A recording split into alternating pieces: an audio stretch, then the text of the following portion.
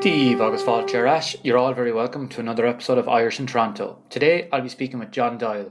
Having grown up in Nenagh, Carrick-on-Shannon and Dublin, John moved to Toronto in 1980 to pursue a PhD in English literature at York University. Having done some student and freelance journalism in Ireland, John continued to write in Canada and eventually abandoned writing for academic rewards to concentrate on writing as a career. He describes himself as a sometimes critic, columnist and soccer writer at the Globe and Mail, for whom he wrote for nearly 30 years. He has also written for the New York Times and The Guardian. His book, A Great Feast of Light, Growing Up Irish in the Television Age, was published to Acclaim in Canada in 2005. While his book about soccer, The World is a Ball, The Joy, Madness and Meaning of Soccer, was a national bestseller in Canada on publication in the summer of 2010 and longlisted for the William Hill Irish Sports Book of the Year. In this conversation, we discuss John's relationship with his home country, Ireland, since moving to Toronto in 1980, as well as his reasons for moving here and how Toronto has shaped him. Towards the end of our conversation, we discuss his upcoming play, Shelter, which the Canada Ireland Foundation will be showing in the brand new Carrick building as part of the Bealtaine Theatre Festival in May 2026. I would still encourage people to download the episodes and to share them with friends and family. Downloads are the easiest indicator for me to gauge how many people I'm reaching with these conversations, so I would really appreciate it. I'll begin our chat by asking John about what brought him to Toronto. Well, to begin, I came here in 1980. And it was an accident of sorts that I landed here. I was born in Nenagh in Tipperary. My father moved for his job. He worked for Irish Life Insurance. We spent a few years in Carrick-on-Shannon and Dublin, and then we moved to Dublin. So I spent my teenage years in Dublin. I went to UCD, University College Dublin, and I did a BA. And then I did an MA in Anglo-Irish Studies. And I was a good student, reasonably good anyway. I was encouraged by my professors at UCD to continue academic work, to go on and do a PhD, possibly become a scholar, a teacher. But they said to me, if you want to do that, leave Ireland. Go and do your further studies in England, the USA, Canada, and we will help you make connections in that. So I thought about it. I took a year off after I finished the MA. I did kind of Joe jobs in Dublin, and I began writing to universities in the UK, in the US, and in Canada, and I was tempted to leave. Ireland at the time, you're talking 1979-80, Ireland was an awful place to live, especially if you were a young person. The economy was a basket case, high unemployment, the troubles in the north were affecting everything. There was a kind of gloom over Ireland at that time. So I was tempted to leave, but I wasn't what I would call 100% certain that I wanted to do a PhD and become a teacher, but the attraction of leaving was there. So in writing and applying to universities here, there, and everywhere, the most positive and interesting response I got was from York University in Toronto.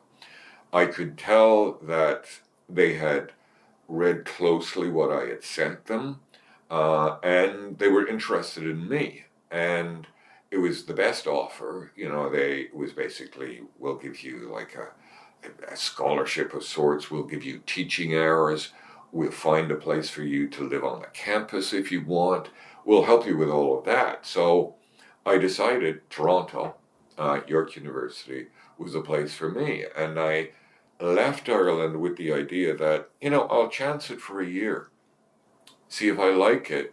I can always come back. So I came here in September of 1980, and I liked it from the start. York University was very welcoming, and I liked Toronto. Did it seem hugely different from Dublin? Very different, yes. Toronto at that point was a very interesting place. It was coming out of the old Toronto, but being very white, very Anglo, very Protestant.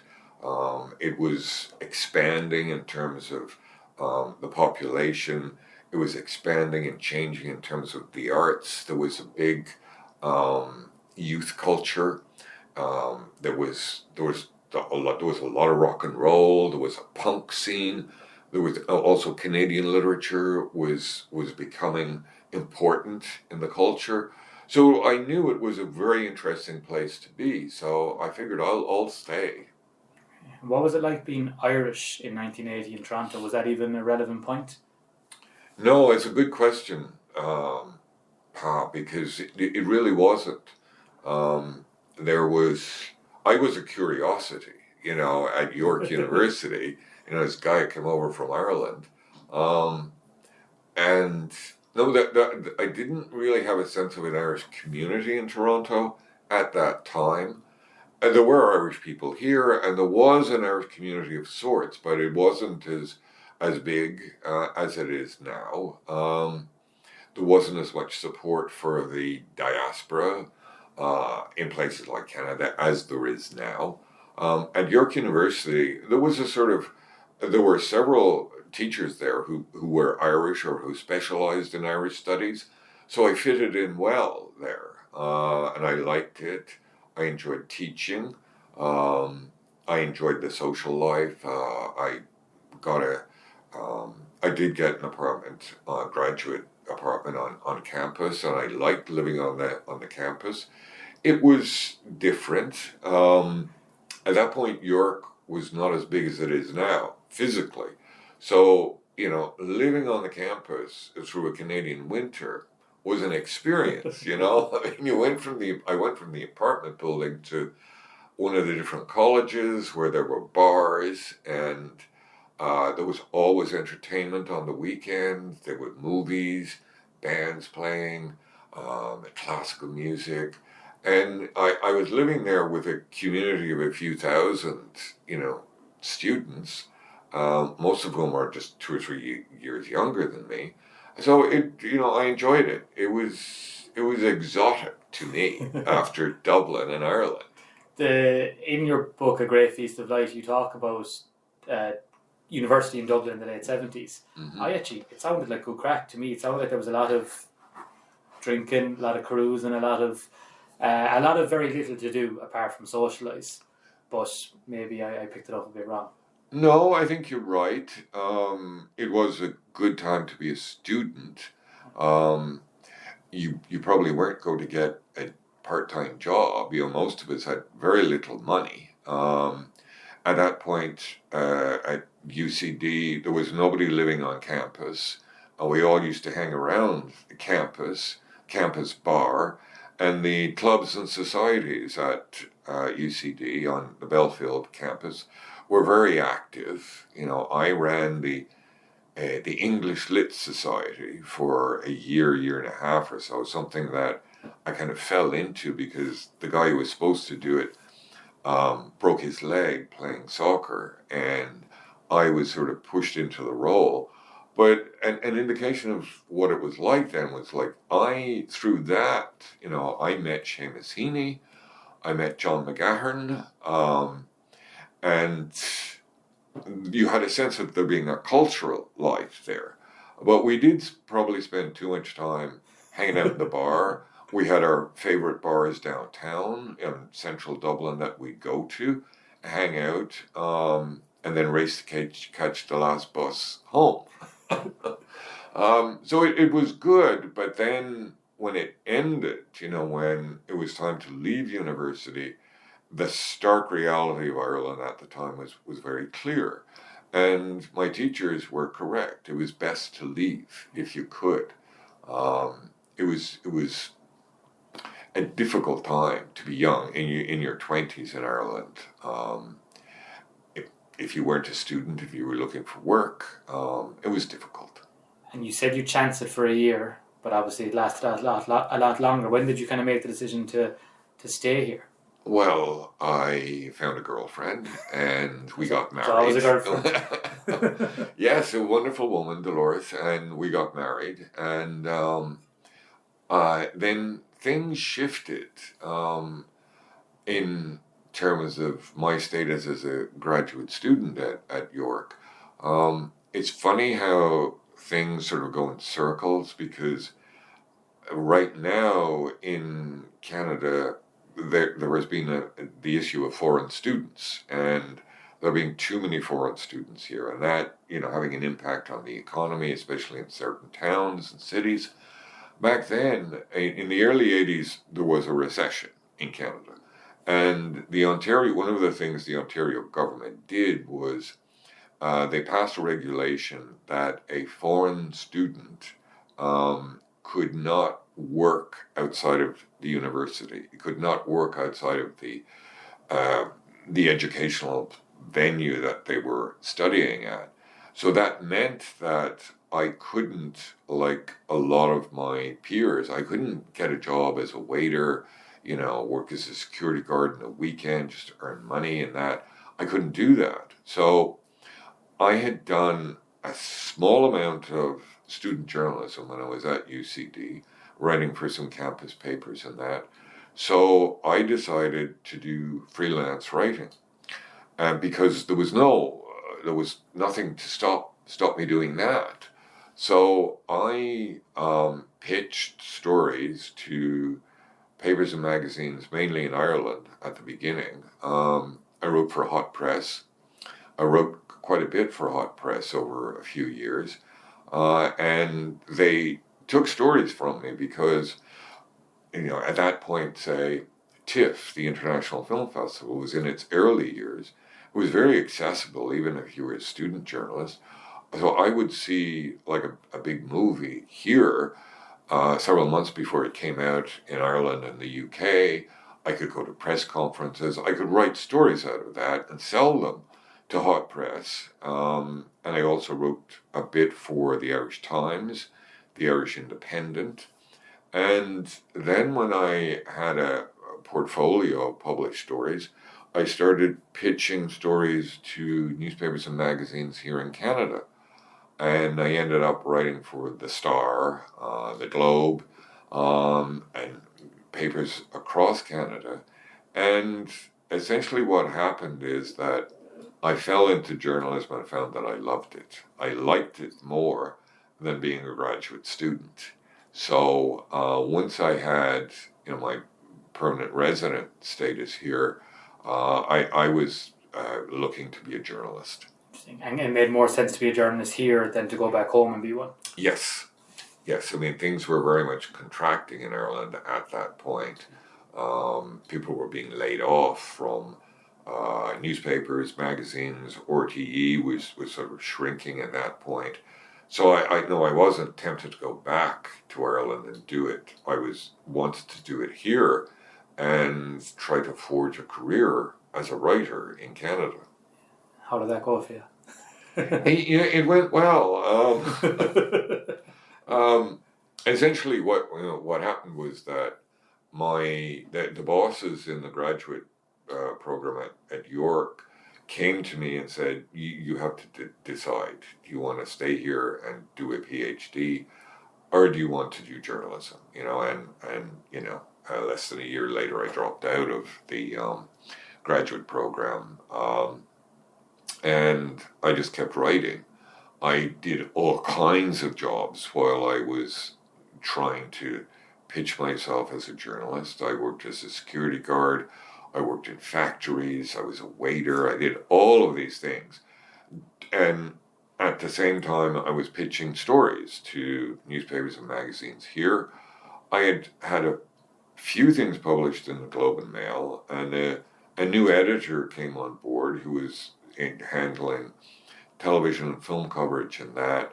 He liked me. He liked my work. His name is John Fitzgerald. Wonderful man. And first of all, he hired me to write weekly for a section of the Globe. And then he hired me on a contract for a summer. And that is how I sort of wormed my way into a full-time position at the August Globe and Mail, because the union at the Globe at the time came to me one day and said, "Listen, you're here, you're in the paper all the time, and you have a desk here, but you're not full-time. So we're going to grieve this to the company, and say you should be hired full time. So they did agree with him. The managing editor in charge of this at the time, his first response was, "I thought he did work here."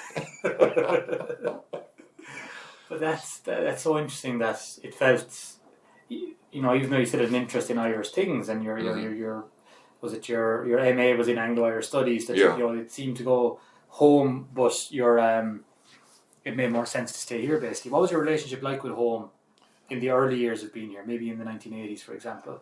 I would, in terms of a relationship, it was close. I mean, my mother and father were alive and living in Dublin. My sister, who had lived for a while in the UK, came back to live in Ireland. So I had family there, and I did go back regularly. My relationship with Ireland was close. I looked on Ireland as, as the source of a lot of what I wrote. That doesn't mean I was necessarily writing about matters Irish, but my style of writing, the tone, and my skills in writing really came out of an Irish background, and that I knew kind of set me apart especially as a columnist, which I ended up being for the Globe. It's being a columnist is can be a tricky position to be in. You have to stand out. You need a tone and a style that sets you apart, and in part, it was the Irish style of writing that that's made me into a distinctive columnist. Did that come from reading Irish authors, Irish writers, or from being educated in Ireland, or both? Both, definitely both. I was, I was a great reader when I was a kid in Ireland. I was interested in the popular culture in Ireland. I wasn't, such a serious young man that I was only interested in academic studies. But I used some of the traits and styles of Irish writing in my writing. One of the things is that, as you will know, in the Irish culture, in storytelling, there is often the figure of the brother, the cousin, your man, the fellow, who is used as a kind of proxy, to tell stories or say things that you don't want to say, or you want somebody else to say for you. So I used those tropes out of Irish writing in my own writing, and they came naturally, to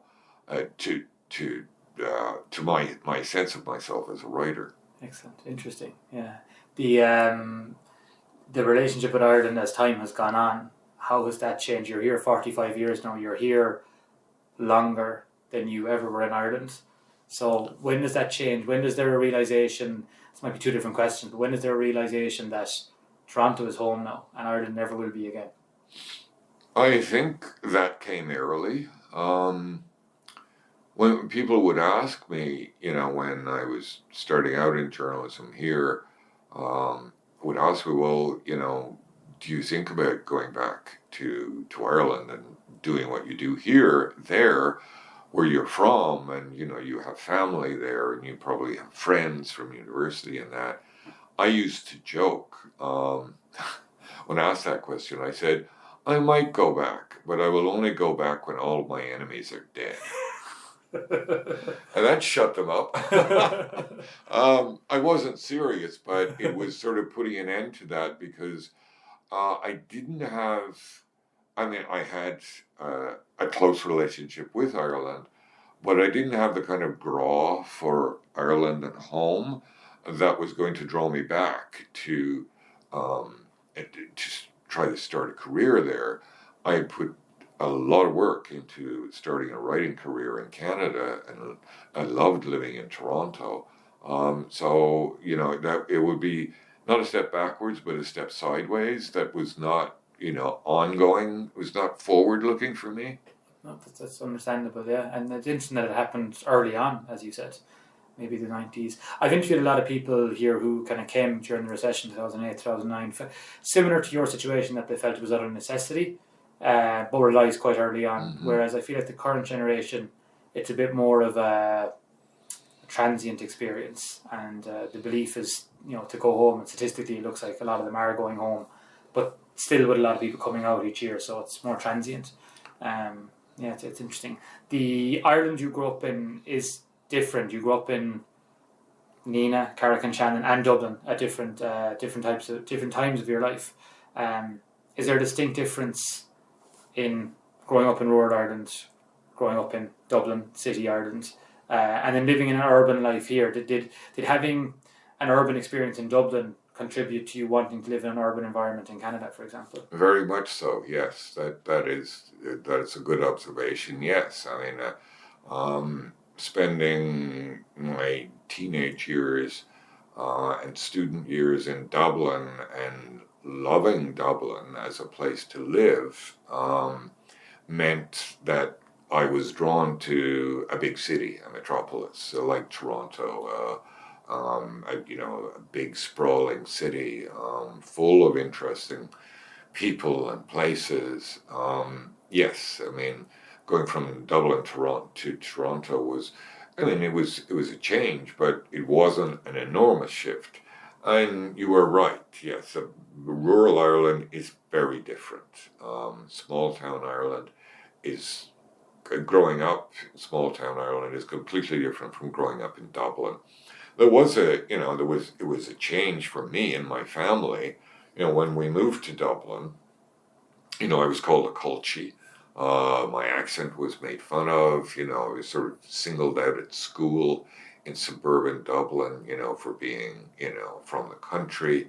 That faded. But yes, I mean, and I think that still pertains in Ireland.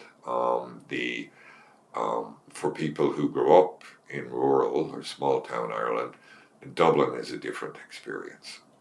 That's interesting. Yeah, you've written about the year before you left, watching Pope John Paul II visit on TV. You didn't go and attend yourself. Ireland has changed significantly since 1979. When you go back there now, is it a place you'd like? I know you've decided that Toronto is home, but is it a place that maybe the 22-year-old you may have been more likely to stay, do you think, nowadays? That's a really interesting question. I suspect that if I was the sort of 21, 22-year-old in Ireland, the Ireland of now, I would, like a lot of young Irish people, be tempted to leave, to visit and live in other places and go back to Ireland. And you sort of always have going back to Ireland in the back of your mind.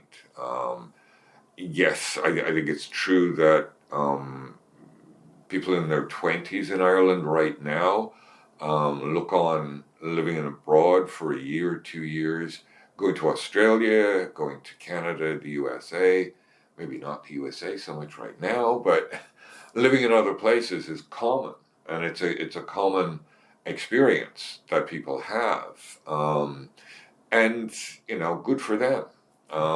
There are a lot of people going back. The Irish economy is doing well these days. It is a much more attractive place than it was, when I left in 1980, and good for them. It's a very different country. It's much more prosperous and open. I think especially cities in Ireland, Dublin, Cork, Galway, are very different now from what they were when I left. It's not as much of a banana republic as you described it in one of your books. No, I mean, Ireland, yes. I mean, yes, I remember the Celtic Tiger period and the strangeness of it.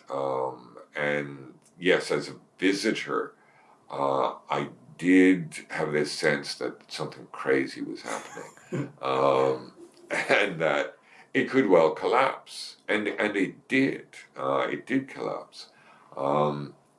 I remember this was, I think, around 2007, 2008. I had been writing about soccer, about football regularly at that point, and I wrote a piece for The Guardian in England. I was going to write a book about soccer, so I was attending games here, there, everywhere, and I was following the Irish team a lot. So because I would go back to Dublin, visit my family, go see Ireland play on a Saturday or a Wednesday, and then come back to Toronto. But I was writing for The Guardian regularly at that point, and Ireland, I think, failed to qualify for Euro 2008 Euro tournament. I wrote a piece for The Guardian which put that in context. And what I wrote was that Ireland is not going to qualify for a tournament until it's a poor country again. And you were right. I was right. And then the collapse happened. And I do remember the collapse because I went to Dublin. I guess it was 2008 at some point, and I had been there, 6 months earlier, and I stayed with my sister and her husband who lived in the inner north side of Dublin, and I walked from their place down some side streets, O'Connell Street, towards Trinity, and I was doing a walk to get the bus out to my parents' place. And in that morning, I saw hotels that were closed down, bars and restaurants that are closed forever. And that was, I saw the collapse of an economy on that one walk in Dublin that one day. And then, the next time Ireland qualified for a tournament, which I think was 2012, in Poland and Ukraine, after they qualified, I sent a note to the sports editor of The Guardian and said, "Yeah, hi, it's me. Remember that piece I wrote?" And we're like, "Yes, okay, we're running it again." Yeah. So they ran it again, and yes, I remember when The Guardian ran it again, there were a couple of newspapers in Ireland contacted me and said, "So you predicted all of," that was fun, but it was true.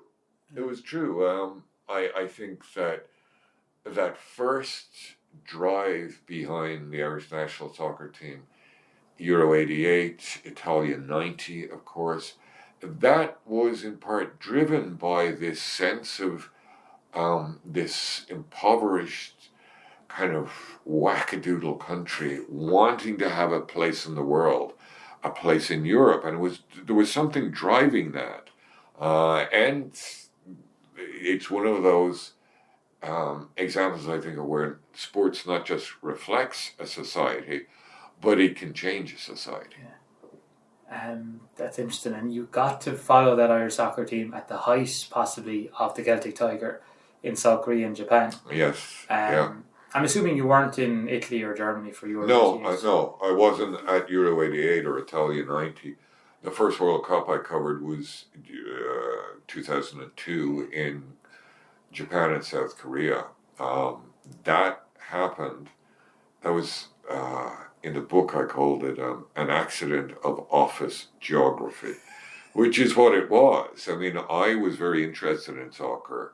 I hadn't really written about it a lot, but I would drop mentions of it into my writing about television and other columns in the Globe and Mail. And at that time, the Globe was launching the first iteration of the online Globe, globeandmail.com. And the group that were putting that together were next door to me in the Globe building. And one of the people who was driving the online paper forward was a former sports editor whose family was from Scotland, and it's Neil Campbell. And he knew, because he read me, and so he knew that I was interested in. Because we worked close together, he would occasionally chat with me about soccer, and eventually I figured out that he was trying to figure out how much I actually knew, and if I could maybe write about it. And so along comes 2001, and at that point, that's the point of the newspaper wars in Canada. The National Post had been launched as a competitor for the Globe and Mail, and that changed everything. There was fierce competition between the Star of the Globe, the National Post, and it was a time when some of the papers were more open to change. They were interested in doing new things. So I got a call from Neil one day late in 2001, and he said, "Do you want to go cover the World Cup in Korea and Japan next year?" And I just said, "Okay." And he said, "Okay, we'll talk." And then, what he told me was the bosses, the editor-in-chief, had agreed to it, and said, the editor-in-chief had said, "I don't want him to go and do game reports. I want him to go and write about the World Cup as a football fan, as someone who's interested in the game. I want him to write about the atmosphere, the culture of the game." And that was my mandate. And so I went. And the first official piece about soccer that I wrote for the Globe and Mail was the opening game of the World Cup in Seoul, South Korea, between France and Senegal. Rivalry.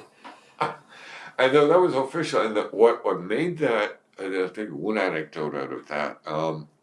I arrived in Seoul in South Korea, and I was, jet lagged and a little bit out of my mind with, having to deal with all of this.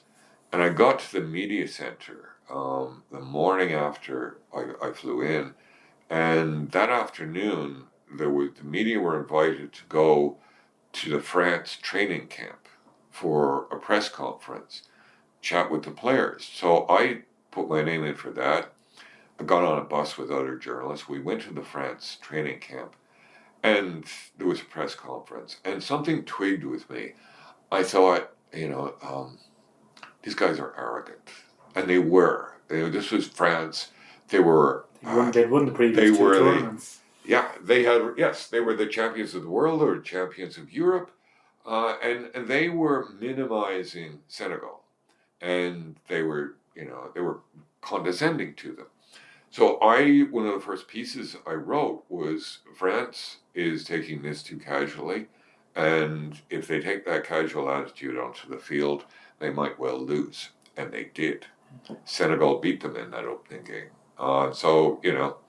That kind of kick-started my reputation as somebody who actually knows what Could have all been wrong. What a France been followed now. Yeah. But it's like you kind of have that dream, for anyone who's into sports. I wanted to be a journalist when I was a teenager. I wanted to go to sporting events all over the world, and I remember doing a tour of Croke Park, and they showed us where the journalists sat, and I said, "Oh my God, this is the best view." Mm-hmm. Like, imagine being paid to sit here and observe, and never mind going to World Cups and things like this. The 2000s were a great journey for you. It's a pity the Irish team only got to that one tournament while you were reporting, but did that reporting on the Irish team that particular year, did it change or alter your relationship with the country in any way that you had left 22 years previously? Good question. I think it did in a way. It made my relationship with Ireland a bit more intense, because I was following the Irish team, and when there was a proposal for me to write a book about my travels covering soccer, I was going to Dublin regularly to watch the Irish team, and it made it a bit more intense. And I suppose the Irish team became a kind of proxy for Ireland for me. So I followed them, pretty intensely for a while. I laughed and cried along with all the other supporters. You wrote about watching the qualification game against Iran in McVeigh's pub in Toronto. What's the experience like of being an Irish immigrant following Irish sports from the city of Toronto? We always see, even this week, we're seeing clips from New York City and Manchester of Irish bars after Tri-Parrot's goal. The Irish community in Toronto, did you become part of that? How has that relationship changed as time's gone on? Well, it made my relationship with the Irish community in Toronto a bit more fulsome, I guess, because people read the Globe, and if they were the incident, the day you're talking about, that was a piece I wrote. It was a good piece, and it became a piece that people mentioned to me many times over the years, and it was vivid. I mean, I went with a friend of mine to McVeigh's at for 8 in the morning, and at that point, international games. You went to a pub like McVeigh's. You paid $10, and it was beamed in from somewhere in the world, and it was packed, and it turned out it was about 50% Irish, 50% Iranian. That blows my fans. mind. Yes, because I don't think that would happen today. No. But they were all drinking coffee. They were ordering pots of coffee, and there were several guys at that point.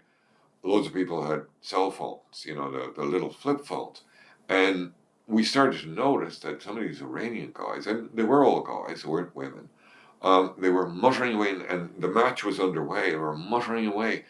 I think he's doing a live commentary, and it turned out he was, to somebody outside McVeigh's who couldn't get in because it was packed, and that guy outside was relaying it to other Iranian supporters on the street outside. And once it was a wonderful sense of what Toronto is, the multiculturalism of it. It's like that is what Toronto's supposed to be like. We all got along. We were all there to see a game, and we were all friends there. And yeah, that piece. There was a big reaction to it, and I think word spread in the Irish community that that guy who writes for the Globe. He's Irish. Did you read the thing he wrote? And more Irish people in the community here would then sort of seek me out. Talk to me and that. Yeah, people are seeking you out now to write plays and produce plays. Do you want to talk about your upcoming? Yes, thank you. Yes, I started writing for the theatre a number of years ago. This was an inevitable shift in my writing career. My late father was an actor in Irish language theatre in Ireland. This was in the glory days of community theatre in Ireland. When you had theatre competitions and festivals all over Ireland. This is before television, changed the culture. But he was in amateur theatre group called the Kilruan Players from just outside Nenagh, and they were good. And then they knew they were good, and what they would do was they would decide on usually two plays. Often two one-act plays, one in Oscailge and one English. And they would hire a director from the professional theatre in Dublin to come down to Nenagh and spend a week or 2 weeks with them. And they would, they'd have ambitious. They were ambitious. And they would have a whip round and pay the director. And often the directors liked doing it because it connected them with, the community outside of professional theatre in Dublin. So my father and his colleagues were good. They won quite a few awards. And one of the awards, twice it happened that the awards led to taking the stage at the Abbey Theatre in Dublin. My father trod the boards, as they say, at the Abbey Theatre in Dublin twice. And I was aware of that when I was growing up. My sister was too. And so I've always been drawn to the theatre. My father encouraged me and my sister to go to the theatre all the time. And from the time I was 14, 15 years old, I was going to theatre in Dublin all the time. And because my father would encourage me. He would often come with me. He would whatever it is, I'll go with you. And I remember one time, I was I was going to Sandymount High School in Dublin and living on the north side, so I had to change buses just where the Abbey Theatre is on Abbey Street in Dublin. And my father said to me, you pass the Abbey all the time, go in and ask for a ticket anytime you want. There are student tickets. And I remember going to the box office and saying, is there a student ticket for the show tomorrow night? And this woman said, well, you have to wait for an hour until we get word back from UCD and Trinity if they've sold the student tickets. And she said, where are you studying? And I said, no, I'm in high school. I'm going to, and she said, oh, okay, yeah, here's a ticket. Yeah. So, yes, I have been drawn as a writer to the theatre out of that experience. About maybe 10 years ago, I decided to write a play. I wasn't interested in doing another book. I just wanted to try to write a play. And I did. My agent at the time was horrified and said, that's the short road to penury. But I wrote a play, and it's about a journalist and an actress, and I submitted it to a small few theatres. One I never heard back from. One person wrote back to me and told me it was garbage.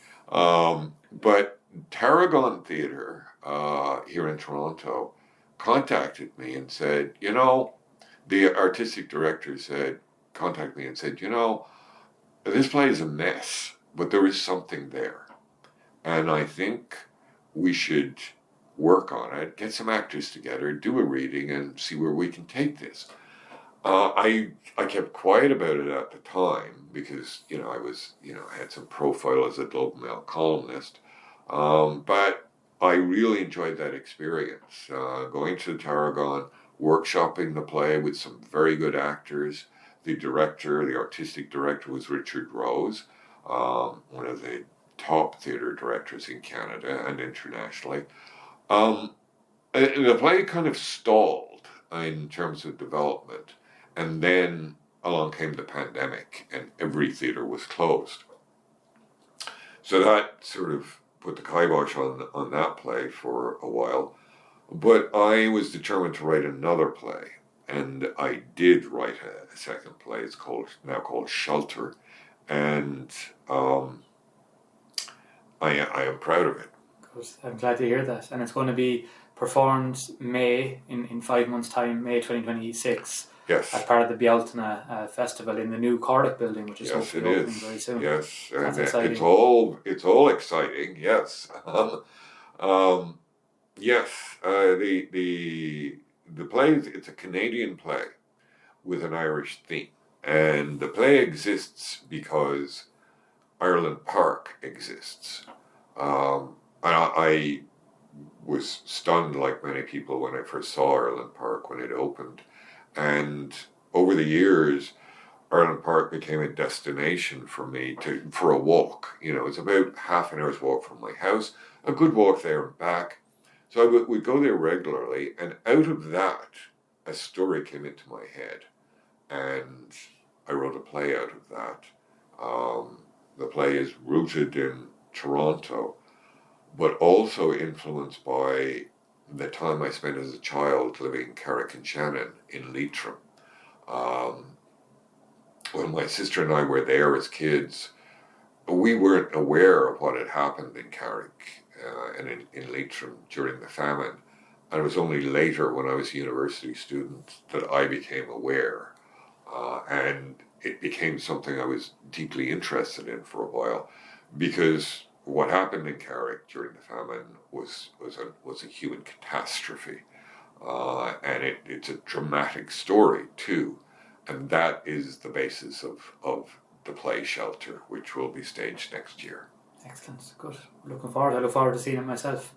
Might leave it there, John. Thank you. That's okay. Thanks very much. Thank you. My pleasure, Pa.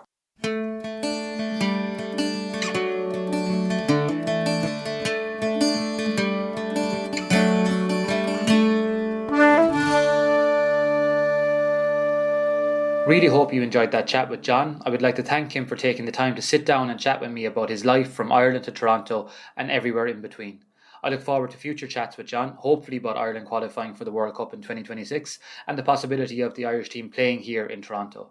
I would encourage anyone to pick up a copy of either of his two books, A Great Feast of Light, Growing Up Irish in the Television Age, and The World is a Ball, The Joy, Madness and Meaning of Soccer. I would also encourage people to go see his new play, Shelter, which the Canada-Ireland Foundation will be showing in the brand new Carrick building as part of the Bealtaine Theatre Festival in May 2026. Once again, all feedback is welcome. You can email me. My email address is in the description of the podcast, or you can find me on social media. It's always lovely getting messages from strangers and talking about the podcast and their stories of what brought them to Toronto. I would still encourage people to download the episodes and to share them with friends and family. Downloads are the easiest indicator for me to gauge how many people I'm reaching with these conversations, so I would really appreciate it. Thanks to Natalie Barbuzzi, who provided the logo for the podcast, and thanks to Shannon Heaton, who provided the music you are now listening to. You'll find all of her music on Spotify. There'll be another episode of Irish in Toronto in 2 weeks, and until then, slán go fóill.